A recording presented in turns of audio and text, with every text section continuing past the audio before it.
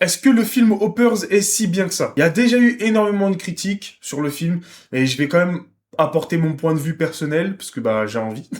Voilà, et sincèrement, l'animation, on va partir sur les bonnes choses. L'animation, magnifique. Vraiment incroyable. Les animaux sont super beaux. Les humains sont super beaux. Il y a toujours ce côté Pixar dans l'animation, même si ça reste assez différent d'un Toy Story, j'ai envie de dire. Ça ressemble beaucoup à du Coco en termes d'animation.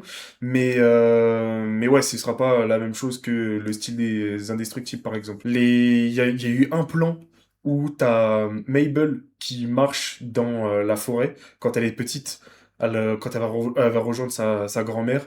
C'était incroyable. Le plan était magnifique, l'herbe était super belle, les arbres, c'était super beau. Vraiment, c'était un plan fou. C'était trop trop beau. La petite relation qu'elle a avec sa mère aussi, avec sa grand-mère, pardon, elle est plutôt pas mal. Enfin, c'est assez court, mais ça te pose déjà les bases. Et surtout, ça te montre aussi ses convictions et d'où elles viennent. Même si, en réalité, tu te rends compte qu'elle aime énormément les animaux bien avant qu'elle parle avec sa grand-mère, mais là, son envie de protéger cette clairière vient surtout à partir de là, puisque c'est à cet endroit-là qu'elle venait se poser avec sa grand-mère pour justement profiter de ce biome, de cet environnement. Donc ouais, non, c'était plutôt pas mal en termes de visuel, c'était magnifique. Il y a une scène, il y a une scène. En fait, le film, il part sur une dénonciation de les humains sont en train de détruire l'environnement des animaux pour leur propre bien et ils pensent pas au reste. Ça, pour le coup, ok, le message, on l'a compris. Mais à un moment du film, ça part en couille. Mais une force. Je me suis dit, mais je regarde quel film là? Qu'est-ce qui se passe? Mais bref, non, c'était assez drôle. Et en fait, j'en parlerai sûrement vers la fin de la vidéo parce que vraiment cette scène, il faut que j'en parle. Ça me fume de rire. Donc ouais, c'est l'animation, etc. C'est vraiment magnifique. Il y a rien à dire sur ça. Maintenant, je vais parler des mauvaises choses. Le personnage principal, j'avais envie de la secouer pendant tout le film. Elle m'a rendu fou. Elle m'a rendu fou.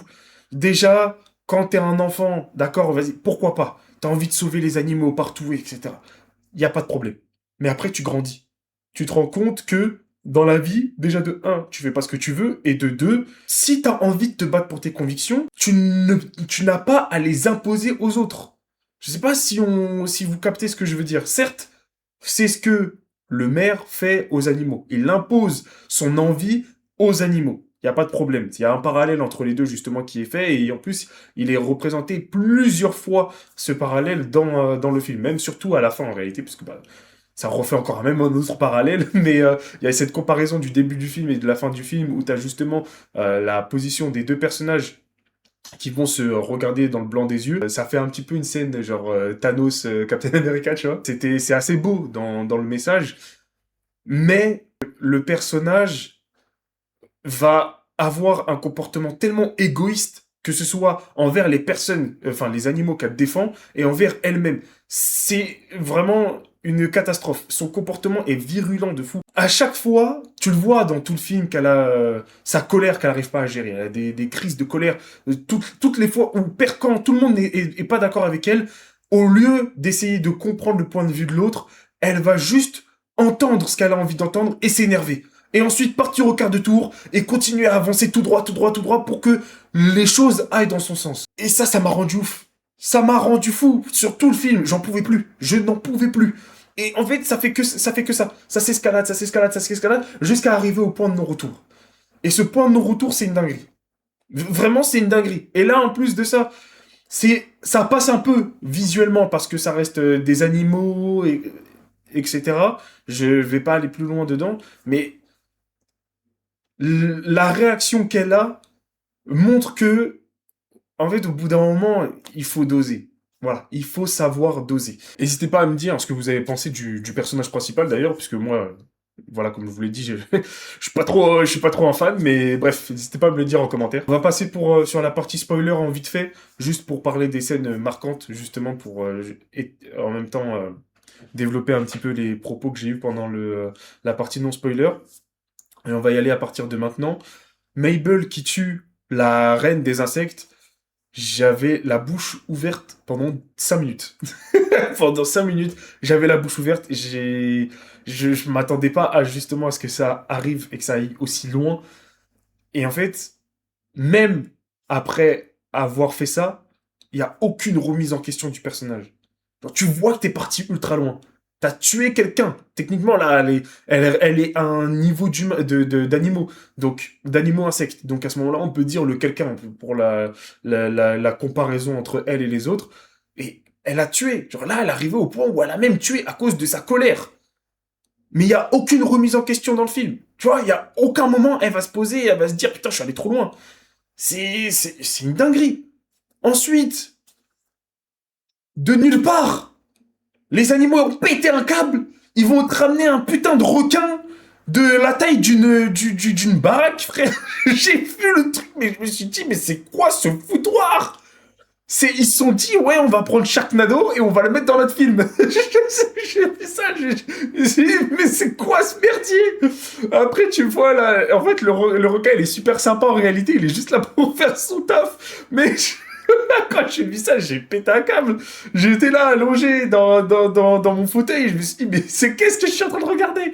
Et après, ça part en couille. Ça nous sort de, ouais, comment ça s'appelle? L'enfant de la reine des insectes qui devient un humain robot. Ouais, qu'est-ce qui se passe? Là, on est en train de nous dénoncer quoi, là? On est en train de nous dire, ouais, si les rôles étaient inversés, comment est-ce qu'on... Chef. Bref, je capte, oui, il vient de le dire, le message est présent. Mais s'il vous plaît, s'il vous plaît, un peu de... C'était, non, vraiment, c'était une dinguerie. Et puis après, bon, bah, ça continue à partir un peu en cacahuète. Moi, je pensais qu'à un moment, on allait nous faire croire que Mabel était en train de rêver, en fait, depuis le début. Genre, tout ce qui se passe dans le film, c'est un rêve. Parce que la partie où t'as même la clairière qui est en train de se faire enflammer à cause de justement l'explosion et tout, je me suis dit, non, ça va vraiment trop loin. Ça va vraiment trop loin. Donc là, même les animaux, en fait, là, il n'y a plus personne qui va pouvoir profiter de l'endroit. Et non, c'était vraiment ce qui se passait. Et donc après, t'as les animaux tous ensemble qui s'y mettent et qui détruisent le barrage pour justement éteindre les flammes. Et ça c'était stylé en vrai. Mais ouais, non, vraiment, je pensais vraiment que c'était un rêve. Et à la fin, on apprend que justement la scientifique, ou en tout cas le groupe de scientifiques qui ont justement mis en place ce délire-là des humains qui vont dans un animal robot, a des plans, ont des plans pour le futur. Et en fait, dans ces plans-là, on voit des éléments qui peuvent faire penser à d'autres films Pixar. Genre, tu peux voir du Wall-E, tu peux voir des voitures, tu peux voir un chien avec une laisse. Je sais plus si c'est quel film Pixar ça. Mais bref, on voit plein de petites références comme ça. Donc ça, c'était plutôt cool. Si vous avez kiffé ma petite critique, n'hésitez pas à lâcher un petit follow, un petit like, un petit commentaire pour me dire ce que vous avez pensé du film et revenir peut-être sur ce que j'ai pu dire. Et puis voilà, des bisous à tous. Peace.